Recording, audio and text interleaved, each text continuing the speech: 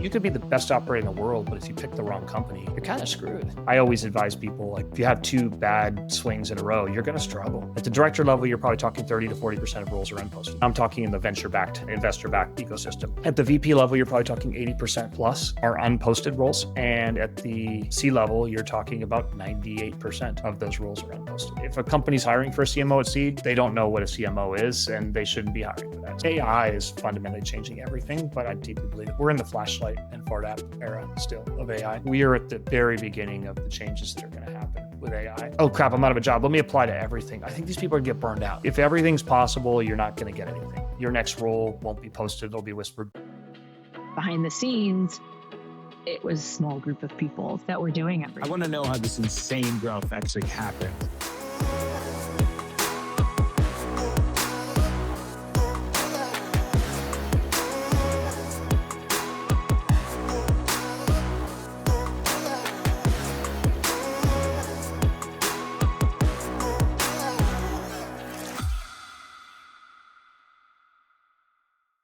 A quick pause from the episode because AI SDR agents are rewriting the pipeline playbook. The AI SDR Summit, put on by Qualified, just took place. If you missed it or want to go back through any parts, the summit is now available on demand. It explored how leaders from companies like G2, Gartner, 6sense, Salesforce, and so many more are scaling their pipeline generation with autonomous AI agents. You'll learn everything you need to know from AI SDR use cases for inbound, use cases for outbound, the landscape putting a price on digital labor, and exactly how you can use AI SDR agents to transform your pipeline generation. No fluff, just real strategies, candid conversations, and proven results. Learn all about AI SDRs at qualified.com/GTM now, which will also be in the show notes. That's qualified, qualified.com/GTMNOW. Now, back to the episode. This episode explores how go-to-market leaders can navigate today's hiring market and land their next role in a tough market.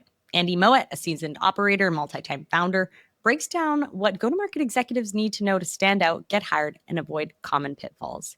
He shares tactical advice for senior operators re-entering the job market, how to build relationships with VCs and recruiters, and what founders are really looking for when hiring go-to-market leaders. Andy is the co-founder of Whispered, a talent network that helps operators land roles before they're even posted.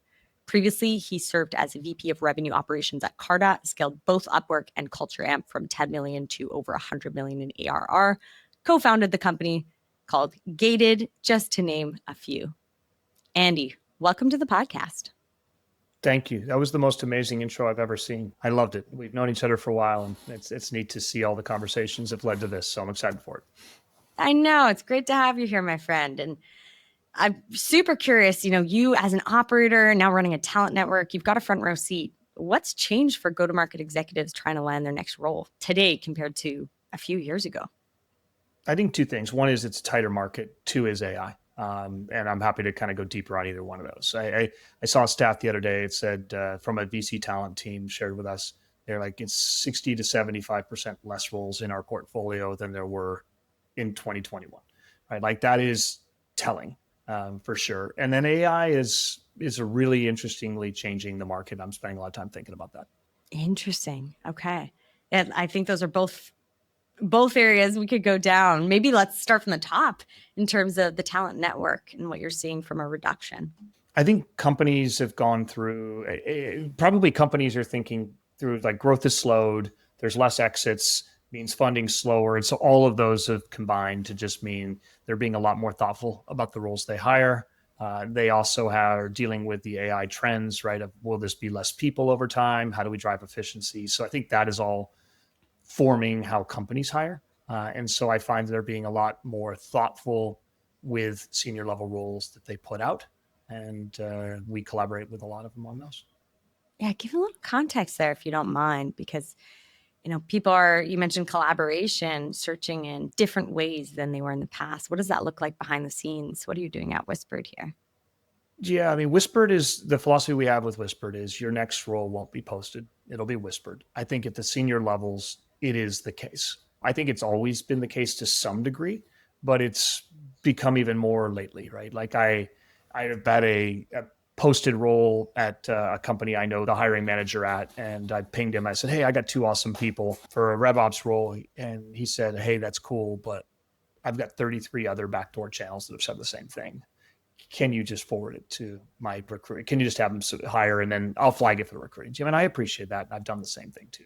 And so I think any company that people would want to work for that is posting a role, call it a VP plus level role, is going to get swamped. You're going to see like 2,000 to 5,000 candidates. So that's that part. And then I think the other phenomenon I've seen is, I remember I was hiring for something a while, like 2-3 years ago, and I posted and I got, a couple hundred applications, most of which were terrible, but you could easily see, you could read the cover letters and you could see which one's the right ones. And those took like 2 or 3 weeks to filter in.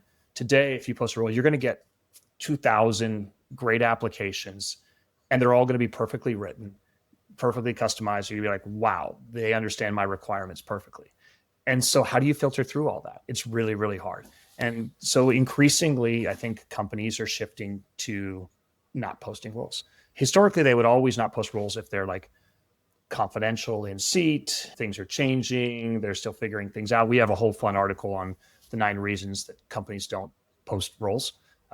And so we spent a lot of time studying on that side. But I think that increasingly, just especially with the tight market, they won't. And so I estimate that at the director level, you're probably talking 30 to 40% of roles are unposted. And again, I'm talking in the venture-backed, investor-backed ecosystem. At the VP level, you're probably talking 80% plus are unposted roles. And at the C level, you're talking about 98% of those roles are unposted. And so Whispered is built to help executives navigate that, right? It's really scary. When you pop your head up, roles aren't posted, your network is stale, you may not know how to like work the venture ecosystem and leverage all of those really cool types of things. And so we've built, I love how you described it as a talent network. I haven't used that yet, but we've kind of described Whispered as a platform to help executives collaborate on unposted roles, obviously, but also insights on companies. So like, which companies am I interviewing with that are breaking out, or I've learned something interesting and people are whispering that to us. And then also introductions and connections, right? So my network can only take me so far, but everyone's network can take me a lot further. And then finally, just the support and advice. We had somebody the other day that said, hey, I met the CEO of this company. We had a great conversation. Then this firm was brought in. I'm on the exempt list. So I feel like the recruiter might be ghosting me a little bit. How do I handle that? And so like a lot of executives in Whispered were having that conversation. And I guess the final thing I would say is GTM Fund has inspired me a lot. GTM Fund is this high-end network of 200 plus people. It's a high bar to get in. But when you get in, these people are givers, they're helpers, they're collaborators, and there's built friendships for life. And I think we're doing a very similar thing. Whispered is not fully transactional. We are not everyone's like, your job board, sell me jobs. If somebody wants to just a list of jobs, they can't get it from us. You're either in or you're not.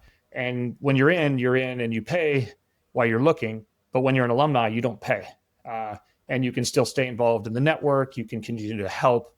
You may get calls from us saying, hey, can you help this executive as well too? And so that's what we're building. That is incredible. And first, thank you for the kind words. Super appreciate it. And we're, really fortunate to have you be part of that. So thank you for everything you do. And I know we've talked about it at Measure because I've used Whispered for our portfolio companies, super helpful. And just overall, we see it from our side too.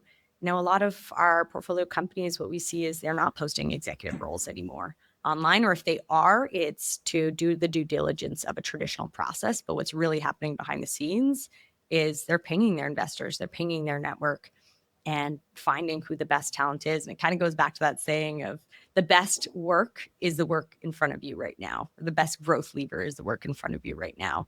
Just by doing the work incredibly well opens up opportunities in future. Yeah, very true. Yeah, we made a connection for a GTM fund company yesterday. So it's fun. Appreciate you. Do you speak with a lot of go-to-market leaders? What are you hearing from people directly around their personal searches right now? Obviously, it's a very hard market. I think a lot of people want to take the time to do it right versus hop right back into the next company. And so I see a lot of people that are either in roles today, and I generally advise people stay in a role, or they've recently left, but they're not like feeling this panic, or they feel the panic, we all feel it, but they're not like rushing to take the first thing that hits them. Because I think some people have made mistakes, particularly over the thrash of like 2020, 2021, 2022. It's like you look at a lot of people who are really talented and they've had short stints. And then I also think that, this founder mode CEO thing is out there, right? And it's like people are trying to pick the right CEOs, the right companies where like it's going to be a good run. I always advise people, like, if you have two bad swings in a row, you're going to struggle. And so I think I see a lot of people being really mature on that. It is scary, right? Like, how do you tell that story of the gap? And definitely fractional is a thing. I just posted yesterday on like, fractional used to just be like the high end people that would do it and everyone else had full-time jobs. Now, like, everybody's fractional because they can't find a job. And so they put themselves out as fractional. And so I think a lot of people are going through that. It's actually Neil Weitzman with GTM Fund and I have collaborated a lot on like, how do you think about fractional? Should you do it? Should you not? We've written a whole series on like the pros and the cons of fractional. I think a lot of people try it, doesn't work for them. And so people are trying to figure out like, what do I do between roles? And that's the next thing that Whispered's working on. Like, how can we, for our members, make that even easier to explain those things as well too. So I think a lot of people are going through, I don't want to make another mistake in my career. That's also where Whispered's confidential company insights database is massively helpful, right? Because you can learn the behind the scenes whispers on companies and avoid going to the toxic ones or spot those ones that have just done an amazing deal with Snowflake and are about to triple in revenue. And a lot of it, I say, is like, it's picking the right companies. You could be the best operator in the world, but if you pick the wrong company, you're kind of screwed. 100%. I mean, that's part of the hypothesis behind GTM Fund is you could have two incredible CROs. One goes to Salesforce, one goes to a startup that doesn't materialize in the end, and they have very different outcomes. Is it a reflection of their personal ability? No, not necessarily. Sometimes it is that luck of the draw. So it's really helping to educate people, which you're doing fantastically, around how to pick the right companies and then providing those opportunities for diversification beyond their immediate, which is what we're working on. So a natural pairing there. To that point, everyone looks at my background. They're like, 4 unicorns. He's done great stuff. But like, I graduated in 01. There were no jobs. I had no job for 6 months. And so I got burned early. And then I ended up working for a wealthy family who built movie theaters. And at some point, I'm like, I need to get into tech, right? So like 3 times in my career, I've had to like articulate what I'm looking for, go get those jobs. And I've been able to get, those were Upwork, Box, and Carta, right? Like, where I'm like, I was lost in the woods with a background that made no sense. And I was able to talk in 01 and in 08 and in like 2015, which was an interesting time. And I was able to talk my way in to pretty powerful companies by being incredibly articulate, working the venture networks, working all these other things. So a lot of what Whispered's done is also built like 100 articles on all of those tactics, which most people don't understand and they struggle with a lot. That is incredibly valuable. And maybe for someone who's popping their head up after 3 to 4 years in a role, maybe they're in transition or they're looking to transition, what is that step one that you'd advise them on? We have a fun exercise. If you want to include it for the podcast, I can send you the link, but it's kind of like a Google Doc template where it's like, articulate your focus. If you can't articulate your focus, Whispered will not work with you and for you. We don't do that. And so I think so many people are like, hey, Sophie, good to see you. I'm interested in like cool roles. What do you know? And that's going to be, if you talk to a recruiter like that, they will never call you again. They probably won't ever call you anyway. And so instead, if you show up and like, hey, Sophie, great to see you. Like, this is what I've done. These are the types of things I do. This is the type of role I'm looking at. And here's like 4 or 5 target companies. People will remember you. People will follow up with you. People will help you. And so we've built tons of free content for people to be able to articulate that. That's incredible. Super helpful. And I know, speaking from firsthand experience, that is definitely what is most helpful, memorable. It's easier to pull on is when people are very specific. Yeah, we score people with AI on like how clear are they in their LinkedIn and how well are they positioning themselves. I think a lot of other people use LinkedIn as like, here's all the things I've done. We've written a whole Bible on like every best practice around LinkedIn, but LinkedIn should tell a singular story. You have 10 to 15 seconds while somebody scans that LinkedIn. And if they can't be like, oh, wow, I know this woman is an amazing marketer that's done this, this, and this here and here. But if they're like, oh, I've done this, and then I've got like, I'm on the volunteer for the pet club, and I've got Pavilion on there, and I've got, Operators Guild. And I'm like, okay, but what do you actually do? Right. And it's like, I think that's where people feel like they need to put way too many experiences on there. And, it's like, I currently don't even have GTM Fund on my LinkedIn, even though I'm massively proud of it and it's one of the best node networks I have. But if I do that, then Culture Amp and Box drop off the list. And I need to tell a story that I am a strong GTM operator. So I've tucked those things in. And those are things that people just don't think about. And I would say 80 to 90% of people need massive help with their LinkedIns. We give away the article for free, and some people can use it and get better, and other people probably need to go pay for a coach. We don't do the coaching, but we'll give people a 3 to 5 minute Loom with some quick feedback on it. I love it. Articulate your focus both directly and on LinkedIn. What are kind of next steps, almost if we take it sequentially, that go-to-market leaders should consider? Articulate your focus. We kind of call it like your focus statement. So the focus statement includes things like, what's the role I want? What segments do I want it? What size company do I want? We've got a fun article on, if you show up and you say, hey, I want to be a CMO at a seed company, I'm going to be like, that role doesn't really exist. If a company's hiring for a CMO at seed, they don't know what a CMO is, and they shouldn't be hiring for that. So we help, like really getting clear on things like that. Sectors, focus, geo, all of those things. So that's like the focus statement. The next, I think, most powerful thing, assuming you're not like joining Whispered, which will accelerate all of this stuff, is list of target companies, right? Like literally when I talk to people and they're like, hey, I'm interested in these 5 companies, I know people at all of them. I talked to a guy the other day. He's like, hey, I'm talking to this company. And I said, great, I'm talking to the CEO in 2 days, or we can help with this. And so a lot of Whispereds about how do you accelerate that. So if you can't articulate those companies and you're just like, I'd like an interesting role, what do you know? That's hard to help. So Whispered's built a company database. We have 7,000 companies in there. We figure when you leave your job, you don't have Zoom info and you don't have LinkedIn Sales Nav. And so how do you pick that list of companies? And so we've done that for you. You can go into that company database and filter by description, geo, tags on breakout companies, investors, all of that stuff. And it's all there and it's all free for people. And so if you can come up with that like 20 to 30 company list, and then you're like, hey, Sophie, great to meet you. I do RevOps. I do it here, here, and here. I'm really interested in high velocity, low ACV companies. Examples would be like Zapier and this and that. And so I did that with somebody when I was searching for my last role. And someone's like, oh, I totally know Wade, the CEO of Zapier, right? So I met Wade, then I met his CRO, right? I didn't end up going to Zapier, but like being able to articulate what you're interested in, people can help you so much easier. And it may sound obvious, but I will tell you, it is not common practice. No, you probably talk to a lot of these people all the time. Yeah, you and Paul and Max are like, hey, can you help me with my search? And you're like, I want to, but can you do the work first? Definitely. And I mean, we'd love to do the work, but it just makes it easier for us to be able to actually facilitate those connections, because otherwise we're doing the mapping and it may not be entirely correct what they're looking for. I don't know what your pulse is. Is it that people aren't aware what they're looking for next? Or is it that perhaps the education around doing the work up front is still growing? I have a fun article we wrote on, we call it ambiguous roles. So COO, chief of staff, operating partner, business development. These are all roles where people don't actually want to pick a role. And I think if you're in those roles, or biz ops or strategy, like those roles are going to be tough to build careers on. I'm guilty of it, right? Like good schools, MBA, want everything to be possible. Those types of roles are great in your 20s because you're going to see a lot.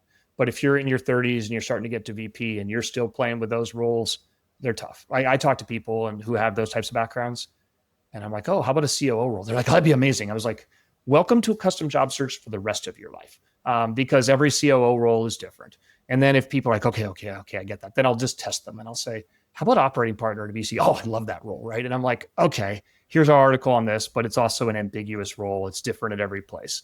And so we really focus on sales, CS, RevOps, marketing, senior leadership positions where people have clarity. And so you asked me, like, do people have clarity? Now, I think there's a group of people that are just like, they just know, no one's ever banged them over the head and been like, get specific. If everything's possible, you're not going to get anything. I had this one story. One time I met this person. I said, well, cool. What are you interested in? How can I help? And they're like, oh, some interesting operating roles. I'm really good. And we went through like 4 versions. I was finally like, I'm going to walk away unless you can tell me what you're interested in. And they're like, oh, mixed martial arts and film. And I'm like, okay, cool. I know the CEO of Tap Out Films. Do you want to meet that person, right? Like when you get specific, people can help you. I think people are also massively afraid of closing off boundaries. But there's, it's like the more specific you are, The second you think about that, you're like, okay, films tap up, but like, do you also like the NFL, right? Or do you, so people can extrapolate, but they can't take generic and go down. And so like we have a whole article on like the value of niching down and being clear in your niche as well too. And so I'd say a lot of people have not done that work. Interesting. That makes sense. And let's say people do the work.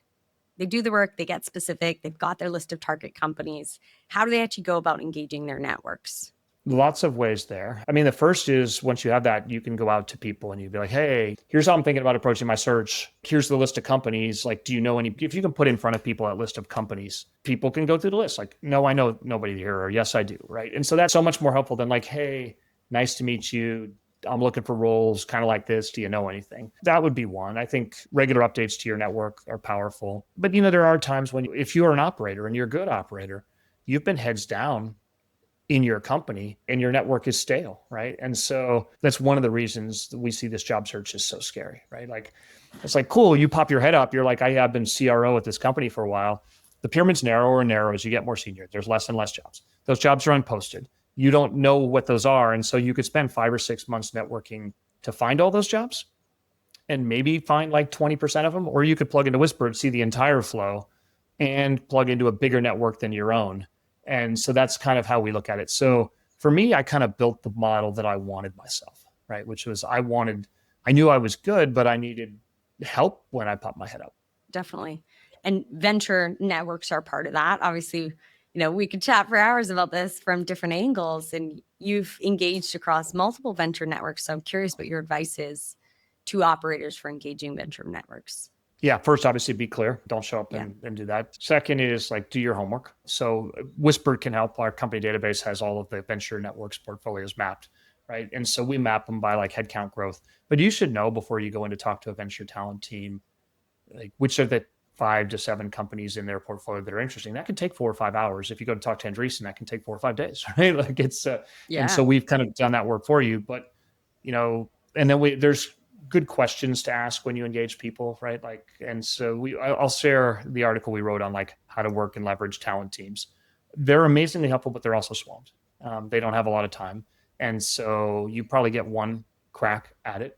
I know one venture team's philosophy is if we think you're really good, we want to have another touch point with you in 30 to 45 days. They're going to make sure they invite you to help a portfolio CEO or come to a dinner or do something like that. And so I think we all talk to these people and we think we have great combos, but they're not going to remember you in most cases for most things. And so a lot of it is being really crisp and clear in what you're focused on. And then if you have a specific ask, it's good. We've kind of got a list of like things to ask them and how to help. Because everyone will always ask, cool, great. Like, don't have a role for you. Any other ways I can help? And most people are like, no, I'd love to hear if you know any roles. That's never going to happen. I mean, it'll happen in the small case, but I think it's hard to stay in touch with those. So, we tend to guide executives on how to go in, how to talk to them, how to deal in with like going with specific roles. Another tactic we've seen that works really well is since we know all the venture teams, if one of our executives finds a role, we'll reach out to the venture team on their behalf, being like, hey, we are aware of a role in your portfolio. You may or may not know about it. Oftentimes they don't. Happy to make an introduction to the executive and you can have a conversation with them about the role and you can learn more about the role. So that's like an amazing way to connect with people. Mm-hmm. And I think you made a great point of it is different.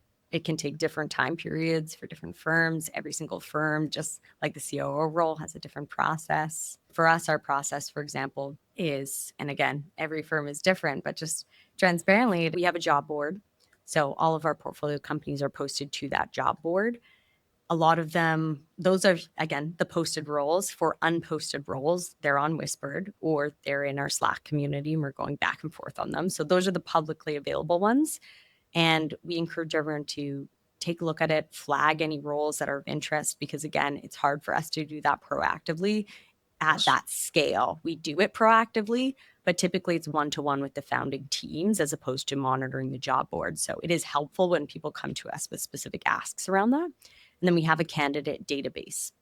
So we do have a candidate database we go through, but of course, the most memorable, notable people to bring forth top of mind are the ones that are coming in with specific asks that are proving out what they've done at other firms. They're memorable in that regard. Oftentimes they're endorsed by folks in the community. So they'll come through recommendations, or they're easy to back channel. And that way we can verify any kind of experience before putting forward any kind of recommendations around candidates. So network specificity, and then overall being proactive and kind of doing the work for someone is always, always greatly appreciated.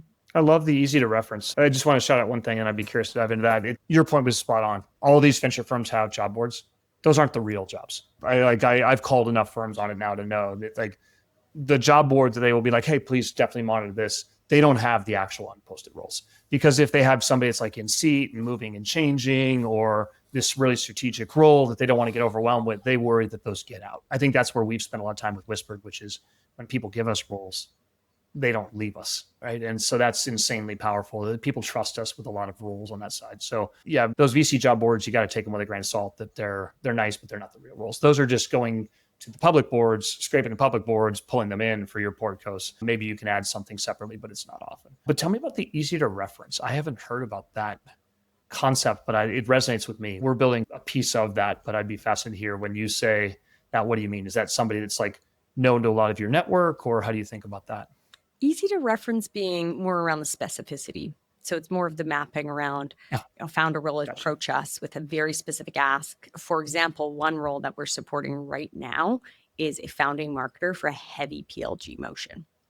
And so when someone comes to us as a marketer and says, I'm looking to get engaged with a startup around a founding marketing role, fantastic. But what is even helpful if I were to think about that step further is, here's what I've done around PLG companies. Here's what I've done around SLG companies. Here's what I'm looking for next. And that way, think of it almost like a matchmaking process where we can then, as a VC, take that information and easily convey it with greater trust to our founding team. Otherwise, what we're doing is we're backchanneling, we're manually kind of checking what kind of motions that company went through, how they built the PLG to enterprise kind of motion. And so we're doing a lot of that manually from our side. Whereas if somebody came in with easily referenceable information, almost bites and nuggets, we can easily capture that initially. And it just takes the heavy lifting, takes the time commitment out of the backchanneling process. That's cool. That makes a ton of sense. Yeah. And you mentioned previously fractional, and a lot of people are between roles going fractional. I'm curious what your thoughts are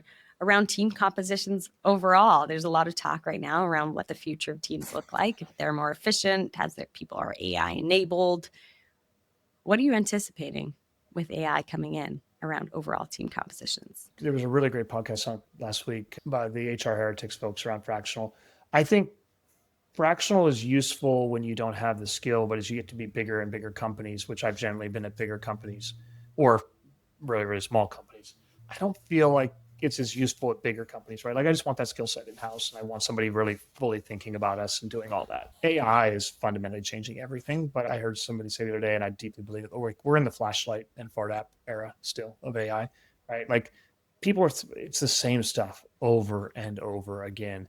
And there's going to be like technology unlocks that are going to, it's similar to the way, Uber couldn't have existed in 1997 or even 2001, right? It took the internet to be widely adopted. It took bandwidth speeds.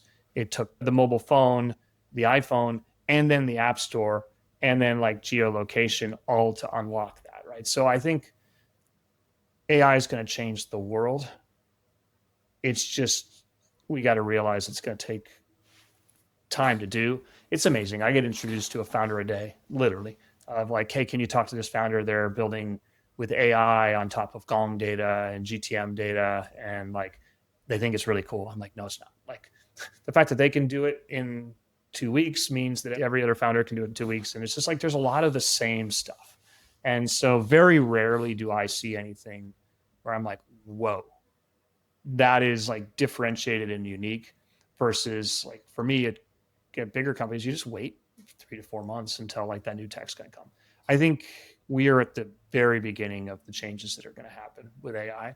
I'm super excited about it. I talked to a lot of companies that are going to drive the change. I don't think we know how it's going to change, right? Like you couldn't have imagined that you would just tap your phone and a car would show up that didn't have a driver in it. Like you just couldn't have imagined that. And so I don't think we know what AI is going to bring yet. 100% agree. I will say, I think it's going to make a lot smaller companies, which Yeah. will make being very thoughtful about your career more and more important. Whispered, we just don't have employees. Like everything is AI. Like I'm using AI agents for literally every single thing that I do. And it's like, if I have to hire somebody other than my two amazing developers, like I've failed. What's one example of an agentic workflow you could share with us or an agent in? Yeah, sure. We use a ton. Every time somebody applies to Whispered, the agent goes out, scrapes their LinkedIn, looks at like the companies they've been at and the company quality. It says, have these been like Series A or beyond backed? And where were they at the right points in the journey to make an impact? And then we look at the tenure, right? Are they like a lot of like 6-month roles or are they like long? And we make judgments on both of those. We score their function. We write a summary that we can give to any recruiter. That plus like we look at their LinkedIn followers, we looked at everything else, and like all of that basically tells me who I should talk to. That is just nascent. We also go out every week and scrape all the venture firms, figuring out what new companies they have. We're pulling in some really unique data points on different things. And so those are just a couple of the areas we're using AI. The one I'm really excited about that I'm just early in building is I built V1 of Digital Andy, where you can chat with me about anything on your career. It's totally free, or it's free up to 30 conversations a month. People are paying for it. And it's so good, but it can get so much better that we're kind of blowing that all up and rebuilding it from scratch as well too. I love it. That's fantastic. Definitely scalable. And what we're hearing is a lot of folks interested in scaling with smaller teams, bringing on fractional leaders as needed or contractors as needed to really take it to those next levels, but with that tight core team. Yeah, I agree. And then building agentic workflows around it, just like you are. That's fantastic. Yeah. And if you were to kind of summarize one takeaway to somebody mid-search, what's one thing you'd want them to take away from this conversation? Call Whispered. Or don't call Whispered. Go visit whispered.com. There's tons of free resources. At a minimum, the tactics are there, free databases. And then if you're trying it alone and it's scary, like we're here to help if you're good. I love it. And it really is that ecosystem approach through Whispered that you're building out. What types of roles are you seeing most demand for? There's like the number 2 sales roles that are really hot right now. We're trading notes with the top VC talent team around.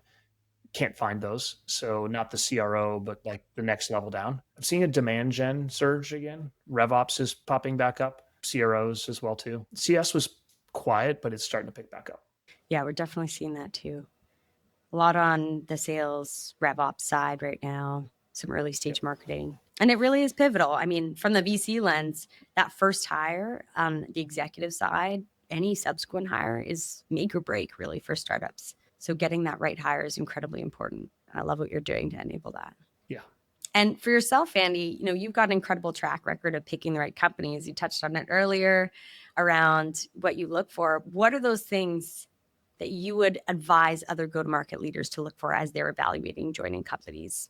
I love this question. I think a lot about it. It's one of the reasons we built Whisper. It's like why people whisper into our company database. So I look at it as one is growth. Like if you aren't growing and you're in most of these roles, it's tough, right? You can't get more headcount. You can't experiment. I remember like when we took Culture Amp from 5 to 150 million, like everything we threw up against the wall either worked or we grew so fast that it didn't matter, right? And that's fun. But when you're growing at 10%, it's just hard, right? Like everything has to work and you're not going to get any more resources. Your departments aren't going to grow. You're probably going to shrink and get more efficient. And so I advise like pick a company at the right stage of growth. I think we've written a fun article on like breakout companies and why you want to join them, and you want to join them at the right time, right? Like I joined Culture Amp at 5 million, amazing NPS, market had not been saturated yet, great leadership team. And now still great leadership team, but the market's totally saturated. So one of my favorite questions to ask is, of the last 100 customers you added, how many are new to what you do and how many are switched from competition? If that switch from competition is high, like it's a pricing, negotiating, TAM's maxed out. So I spend a lot of time thinking like, it's not the name of the company, it's where the company is in their growth journey that you want to join. That's number one. Number two is CEO. Like the culture that comes from the CEO matters a lot. And so we get a lot of whispers around who are great CEOs, who are not. We know where CEOs may depart, where they may leave. And then I think funding is the other one too. Like once they've raised, they're going to open up a bunch of roles. And so if you know where those raises are coming before they happen, like that's another area where we spend a lot of time fine tuning Whispered on as well too. And did you know that when you made your picks, the Upworks, the Cartas, were those factors, or are these factors and patterns that you've matched in retrospect now? I'd say Upwork was just, I was so fascinated by the model of remote work. I think Box, I'd gone and done this startup with virtual assistants, and I was like, crap, I got to like network back in to like get back into this. And I think Box had the most innovative customer success operations team with a great CCO. And so I was very excited to work with him. Culture Amp, it pinged me. The role was perfect. And then I just dug into the NPS and the top of funnel, right? Like I literally said, give me your HubSpot instance for a day and just let me dig into it. And I was like, oh my God, the number of people that are like filling out forms is just like, we can optimize this for 6 months. So we did, like we were at 95% inbound for the whole time, right? So like I got into the data on that one. I think Carta was a slower growth. I probably violated some of my things there, but the COO was just a tremendous individual and really thoughtful around how he designed that. And, obviously they have other great leadership that also happens to be in GTM Fund, Jeff Perry and Nicole, who are both like good friends and as well there too. And when you're looking at roles right now, what we find is a lot of folks are asking us, should I go startup? Should I go larger? What does that look like from a role perspective? I know you've written a great article, I believe it's on Whispered, just breaking that down around number one, number two, at large and small companies. Love to hear your advice for go-to-market operators as they consider the role title at small versus large organizations. Yeah, you nailed the article I was going to talk about. I think it's a really interesting one. It's not a perfect answer for every person, but I see a lot of people that maybe have like a lot of crappy companies. I'm like, you don't need to go be head of. You need to go to be number two at a bigger company and get that logo on there. And you need to learn what great is, how it is. I had talked to a woman the other day and I was like, I don't think the 1 versus 2 is right for you. I think I would go to be a number 1, right? Like, and so there's a lot of thought in that, but I generally think of the logo game, right? Which is like, go to a company, get that logo on the resume. Those do matter. Plus, like when you're at a good company that's run well, like at Box, it was amazing. Like you learn how leadership is done, how metrics are done right, how systems are done right. You get to build this node with great people. So I see a lot of people are like just small little shitty companies, and like that's going to hurt you at some point. Now on the flip side, like I take this philosophy of if I've done one and I've gotten a good logo, I can take a risk. I can go swing for it. So like when I left Box, I went to Culture Amp. It was 5 million in revenue. Nobody really heard of it. And that risk paid off. And that one went from 5 million to a unicorn. And so then I can take another risk and I started something, right? So I play that game a lot. But generally I'd say there are a lot of people I talk to where I'm like, you really don't need to do another head of role. I remember talking to one guy. He's like, I'm head of RevOps. I'm like, cool. How many people on your team? He's like, 1. I'm like, cool. I've never heard of the company. How you doing? He's like, oh, it's really hard. Like you should go. And I navigated him to a larger company where he's flourishing and he'll do 2 or 3 years there. And then he'll be able to pretty much name his price at whatever company he wants to do. And knowing that, it's so interesting because earlier we talked about being clear and having that clarity around what you're looking for. A lot of the time, what we find is people don't have that clarity of whether they should be number 1 or number 2. And that's what creates a lot of that ambiguity when asking. It's like, I'm kind of open to either. How do you recommend people tactically take that evaluation process for themselves? Most people apply to Whispered and we tell them. But it's sorry, join Whispered. Join Whispered and we'll. My thing is like, I'm not judging you. I'm going to tell you exactly what I think. We sometimes we give really harsh feedback, but it's like the feedback that they don't get from recruiters. Everyone's like, "Hey, really nice to meet you. It was such a great chat." Like, I'll stay in touch. I'll let you know if any roles. And like most of the times it doesn't happen. Like I'm going to be brutally honest with people, right? Like I like this search is going to be really hard given where you're at. Or actually, I think you're in an amazing position to do this, this, and this, but like you should do this. I told a guy yesterday, I was like, your picture looks way too mean. Or another person is like, your picture just makes you look older than you actually are, right? And it's like those things, like nobody else is telling you that stuff. And so I think that's where we can help people sometimes. And are you one-on-one consulting everybody that joins? How are these conversations coming up? Uh, Great question. Very soon, the digital Andy will do more of this. At this point in time, the only people I talk to are people that score high on our AI score and who apply to Pro. If you apply to Pro, you will get a call with me, but I make sure that you fill out your focus statement first, right? And if you aren't clear, we basically say, like, listen, we only work with VP level people that are clear in what they're doing and are givers and helpers and that understand that we're a paid model, right? So that weeds out enough people. And so I talk with the high scoring people off of that. I'll do one call. I want to make sure they understand what the platform is. And then they get kind of one more just at onboarding just to make sure like I understand. But like after that, they're not buying my time. And so, yes, I keeping it high end right now. And because I think I heard this great statement, which is the customers you pick is the company you will be, right? And so if we pick shitty people, recruiters and talent partners won't think very highly of us. And so like I really care about that at the beginning. 100%. I guess maybe there's another fun article we wrote, which is polishing candidates. I'm really proud of this. It's like there are A people. You're like, cool, you are an A candidate. I saw one of those the other day. I was like, whoa, this guy's good.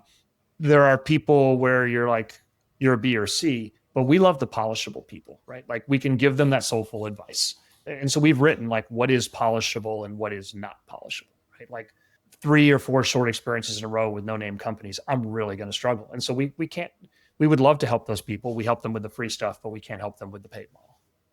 What have you found pattern-wise? You see a lot of executives come in. What's the biggest mistake that you see executives make in their search? One I've advised a bunch of execs recently is stop shooting at everything, which maybe goes back to clarity and focus, right? Like it's oh crap, I'm out of a job. Let me apply to everything. I think these people are get burned out, right? Like I have one person who's like in like 7 or 8 processes right now. And I've heard about a bunch of them. I'm like, most of those are ones you're not going to want, you're not going to take. Like, why are you spending time? So having the discipline to like not go deep on processes, it's hard, right? Like if you have only, if you're, I talked about this, it's like going to sleep on a Friday evening, especially like a holiday weekend with no hope. That's hard, right? And so I think a lot of people will keep a process alive that they know they shouldn't do. And so, but because it feels good to be wanted. And so that's kind of maybe an example where if we can give you the discipline to be like, no, say no to that one, right? Like, because there's a little bit more flow, there's more support, there's all that stuff. I think it's going to be helpful to a lot of people. Definitely.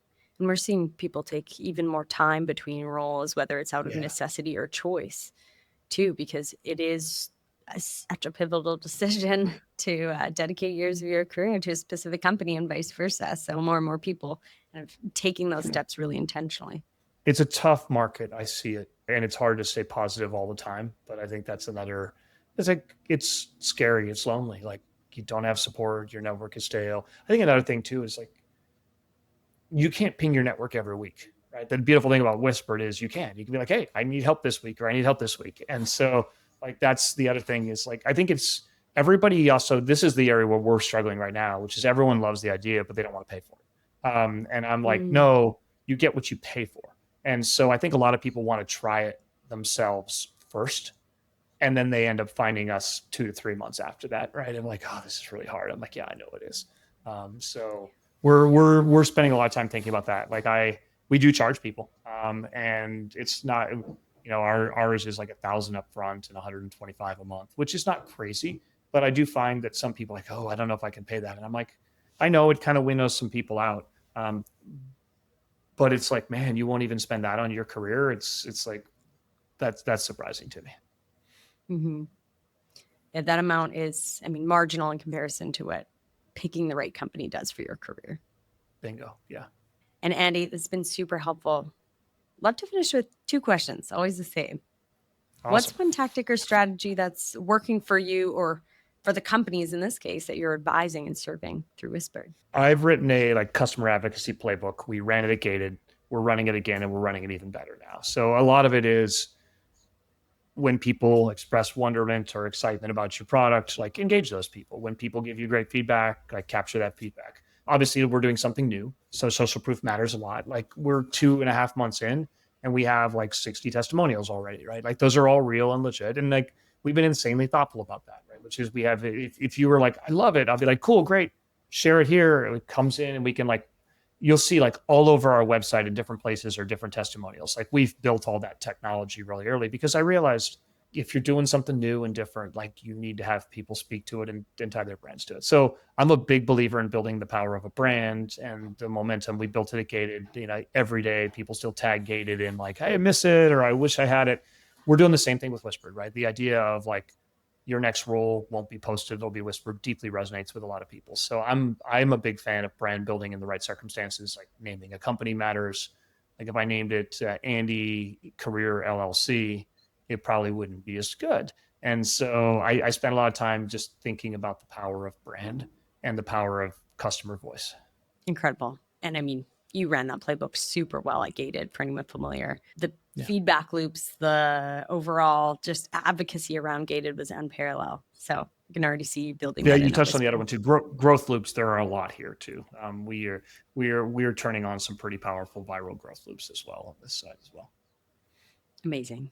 And what is one widely held belief that revenue leaders hold today that you think's bullshit or no longer serving us, at least? This one was a tough one. I think I'm trying to go back and forth on which side of the fence I go on this one, but the email is dead thing is interesting. Like I guess I think a lot of people think email's dead because the results are so bad. Obviously, I spent a number of years in it. My belief is it might be dead, but it's never going away. And so I think other people somehow think that like there will be something better than email, but email is a universal ID. Everyone, you can message any person on it. Any person can message any other person. It's the unique identifier in most systems. It's that or text, but like a lot of people don't take text inbound and you can't outbound. So like, I think people should get over this hurdle of like email is dead, embrace that it's never going away. And it's the best of the worst. And it is totally overloaded with spam. I hope somebody other than Gata fixes it. We tried really hard. And so I think people should assume that it's here for the long term. It's the only way to tap people back in and to own an audience. And so I will be fascinated when a company figures out, if they ever do, an alternative way to like own an audience beyond email, but I haven't found it yet. Likewise. So keep me posted if you do. But Anthony Kanata, who I think we all know is like his vision of like audience and how do you own an audience. It's really hard to find another medium for this stuff. It is. And obviously from a channel perspective around overall go to market, yes. But I find even on the talent side, it goes a long way just sending an email. I know getting a direct introduction is ideal, but sometimes an email breaks through the noise too, because a lot of people are trying to go through different channels, and just sending a really direct email with clarity around what you're looking for is actually really powerful too. I agree. It is like when you're a hiring manager and you get one of those things, it's really powerful. Yeah, definitely. And Andy, where can people find you if they want to connect? Whispered.com. I'm sure people will try to send me LinkedIn invites. I do not accept blank LinkedIn invites. If you're a top GTM operator and you want to send me a nice note with your LinkedIn invite, I'll absolutely accept. I will still send you to Whispered first if you're looking for your role, because there are tons of free resources. You get to learn about it, and I'm going to force you to articulate what you're focused on versus just hopping on a call and chatting with you about your career. Perfect. You're already forcing people and providing a forcing function for creating that clarity on the LinkedIn invite. I love it. Well, we'll drop Whispered into the show notes. And for anyone to, from a resource perspective, Andy does an incredible job of creating resources around all areas that we've talked through, additional areas. So definitely encourage everyone to check out whispered.com for resources built out around hiring and finding your next go-to-market role. It was awesome. Thank you so much. Thank you, Andy. Really appreciate the time. Thank you to the listeners for hanging out with us, and we will see you next week.